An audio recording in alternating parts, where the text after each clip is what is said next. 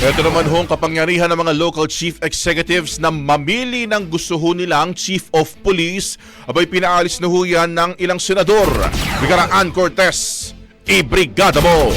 Brigada Live Report.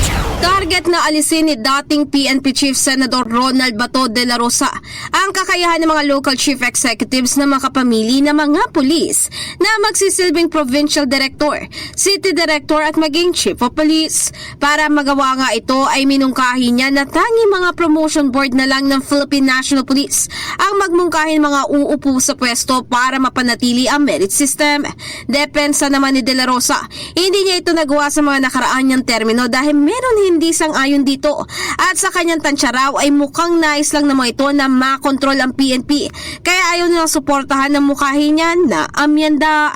In the heart of changing lives, ako si Brigada Ann Cortez ng 105.1 Brigada News FM Manila, The Music News Authority. Brigada Balita Nationwide. Ang bahaging ito ay hatid sa atin ng NutriCleanse Herbal Capsule. Linis tiyan, sexy tiyan.